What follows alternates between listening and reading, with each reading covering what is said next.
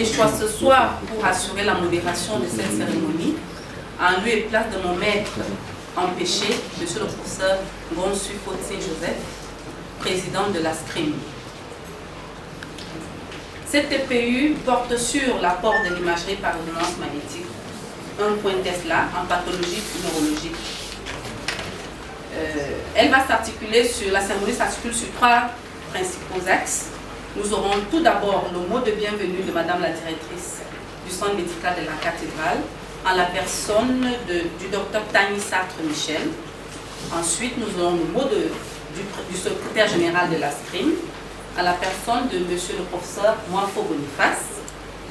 Et nous aurons par la suite les présentations selon les différents thèmes des exposés qui vous ont été distribués. La première présentation se déroulera en 25 minutes et portera sur les règles de bonne prescription en imagerie par résonance magnétique. La deuxième présentation, 25 minutes également. L'IRM crânio-encéphalique en pathologie tumorale, infectieuse et traumatique, les attentes du neurochirurgien. Cet exposé sera présenté par le docteur Aman, en lieu et place du professeur Djenche Vincent, empêché à la dernière minute. Le troisième exposé durera 30 minutes et portera sur l'IRM crânio-encéphalique en pathologie tumorale, infectieuse et traumatique, séquence de base, séquence propre à l'IRM 1.5, les images clés, les attentes du radiologue, par le docteur Moubek Kenfak Marie-Laure. L'autre exposé, le suivant, portera sur l'IRM crânio-encéphalique en pathologie neurovasculaire, dégénérative, du système nerveux central et convulsivante, les attentes du neurologue, en 25 minutes, par le docteur Sini Victor. Ensuite, nous écouterons l'exposé sur l'IRM crânio-encéphalique en pathologie neurovasculaire, dégénérative du système nerveux central et convulsivante, les séquences de base, les séquences propres à l'IRM 1.5 Tesla, les images clés et les attentes du radiologue, par le docteur Bokono Cyril, 30 minutes. Par la suite, nous aurons l'apport de l'IRM au champ en pathologie ORL, en 15 minutes, par le docteur Bokono Cyril. Les solutions RISPAX et Volcker du centre médical de la cathédrale, la présentation des avantages pour le médecin demandeur, le patient, le radiologue, la démonstration pratique des inscriptions des participants. Ce sera par Axel Amblar et Adi Zarzou en 20 minutes. Nous terminerons par la discussion, les échanges et le cocktail. Sans plus tarder, je vais passer la parole à Madame la directrice du centre médical de la cathédrale. Je vous souhaite à tous la bienvenue pour venir assister à cette session scientifique très importante. Notre centre médical s'est doté d'un appareil de radiologie IRM 1.5. Il ne suffit pas d'avoir un outil dans son centre, encore faut-il l'exploiter, savoir s'en servir et qu'il soit contributif à l'attente des médecins que vous êtes. Et nous avons pensé que nous aurions besoin de plusieurs séances de formation continue. Celle-ci n'est pas la seule prévue, je crois qu'il y en a 3 qui vont suivre et que ça sera bénéfique pour nous tous. Moi, je suis hépatogastroentérologue et j'attends pour mieux parler de la session concernant le foie, c'est bien. Mais néanmoins, je suis passionnée quand même parce que nous nous sommes beaucoup investis et je remercie notre équipe de radiologues du service de radiologie du centre médical qui s'est vraiment pleinement investi pour préparer ces sessions scientifiques. Ils ont encore du travail sur la planche. Et donc, je vais sans plus tarder passer la parole. Mais non, je croyais que je devais passer la parole. Je crois que, voilà, pour qu'on avance très vite, vu que le programme est très chargé. Voilà. Et merci à tous de nous soutenir et d'être présents. Merci. Merci au docteur Tani. C'est un plaisir renouvelé pour la Société camerounaise de radiologie de partager pour la énième fois ces séances de formation médicale continue avec le support d'un centre hospitalier ou d'un centre privé. Nous allons également remercier le support des laboratoires Guerbet qui a chaque fois répondu à nos sollicitations dans l'organisation de ces séances de formation continue. Je Je crois qu'il y a beaucoup à dire et qu'il vaut mieux aller directement les pieds dans le plat. Et nous aurons le temps de parler de la stream à la prochaine occasion. Merci.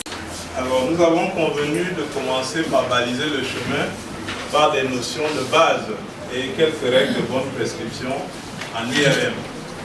C'est une session de rappel sur les notions de base en IRM, des rappels également sur comment faire un bon bulletin de demande d'IRM et ensuite de mettre quelques points saillants sur qu'est-ce qu'une IRM 1.5 nous apportera. Donc le plan va être calqué effectivement sur les objectifs fixés. La première chose qu'on se demande, c'est quoi une IRM? Alors c'est une technique d'imagerie comme il y en a tant d'autres, dont le principe est l'exploitation des propriétés magnétiques des noyaux d'hydrogène. Vous comprenez d'entrée de jeu qu'il s'agit d'une imagerie non irradiante, donc ça n'utilise pas les rayons X et qui permet d'obtenir des images de très haute résolution. Donc réaliser une IRM consistera en fait à pouvoir mesurer le signal de résonance magnétique des noyaux d'hydrogène contenus dans la partie du corps qu'on veut examiner. Alors, qu'est-ce que c'est qu'une résonance? Alors, pour un système physique ou magnétique, c'est sa capacité à modifier son état d'équilibre en emmagasinant de l'énergie sous l'influence d'une stimulation extérieure, à condition que cette stimulation-là soit à la fréquence de résonance du système. On parlera en ce moment-là d'une excitation. Et comme la plupart des excitations ne durent pas longtemps, lorsque le phénomène d'excitation va être arrêté, le système aura la capacité de revenir à son état d'équilibre en libérant de l'énergie. On parle de relaxation. Mais ces atomes-là vont être orientés dans tous les plans de l'espace, si bien que l'ensemble des petits aimants que nous avons dans notre tête va avoir un magnétisme qui est plutôt nul. Fort heureusement, sinon notre tête ramasserait des pièces en cours de route. Pour que notre tête se comporte comme un aimant, nous allons le plonger dans un aimant très puissant, très grand, qui n'est autre chose que l'appareil d'IRM. En ce moment, les protons qui tournaient de façon désordonnée et orientés dans tous les plans de l'espace vont se mettre en ordre et s'aligner suivant l'axe du champ magnétique dans lequel nous les avons placés. Ils vont continuer à tourner cependant, mais sans être synchrones. Quand on est habitué au désordre, il n'est pas facile de se remettre en ordre. Et l'importance et la durée de l'onde que nous allons donner va déterminer l'attitude de ces protons qui étaient déjà alignés. À la réception de l'onde radiofréquence, les protons vont basculer par rapport à l'axe initial qu'ils suivaient dans le grand champ magnétique, c'est-à-dire dans l'appareil d'IRM, et continuer à tourner. Lorsque nous allons arrêter l'excitation, ils vont revenir d'abord à l'état initial et ensuite ils vont se remettre, ils vont se redéphaser, c'est-à-dire chacun va reprendre ses vieilles habitudes. Donc, la relaxation va se produire donc pendant un temps qu'on appelle le temps de relaxation. Ce temps peut être composé en deux. Le temps de relaxation pour revenir à la position initiale par rapport à l'axe de l'aimant, on va dire qu'il s'agit d'une relaxation longitudinale et ce temps-là est qualifié de T1. Et le deuxième temps, c'est le temps que ces protons vont mettre pour retrouver leurs vieilles habitudes, chacun tournant pour son propre compte. C'est le temps de relaxation transversale qui est le temps T2. Le signal émis donc va dépendre de ce temps de relaxation et ce temps de relaxation va déterminer la différence de signal entre deux tissus. Ce temps de relaxation dépend de trois choses essentielles. La quantité de protons contenus dans la matière, c'est la densité protonique. La nature du tissu qui détermine les interactions entre les différents atomes et dont la capacité de mobilité des atomes d'hydrogène. Et ensuite, l'intensité du champ magnétique dans lequel vous les avez placés. C'est pour ça qu'il y a les différences entre le signal reçu entre les bas champs et celui des hauts champs à cause du troisième paramètre. Je vous ai mis ici, et il faut bien regarder, c'est fondamental, la courbe de relaxation des trois tissus dans le cerveau. Ici, nous avons la graisse sous-cutanée, qui va avoir un temps de relaxation plus rapide. C'est normal, l'eau glisse facilement sur la graisse, donc ça va aller vite.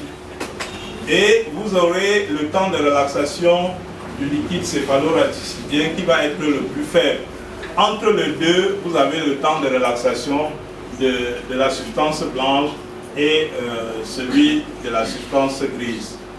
Nous nous situons ici sur le temps de relaxation longitudinale, c'est-à-dire le temps de revenir à la position initiale. Si nous allons observer plutôt le signal dans le versant de se remettre en déphasage, nous sommes au niveau du temps T2 et vous voyez que la disposition des courbes de relaxation va être différente. Donc si nous décidons de capter le signal à ce niveau, le signal de la graisse à ce niveau ne sera pas le même que le signal de la graisse à ce niveau. Ce qui fait donc que nous aurons, sur le plan des caractéristiques de l'image, une image qui va être différente en T1 et qui sera différente en T2 alors qu'on parle du même tissu.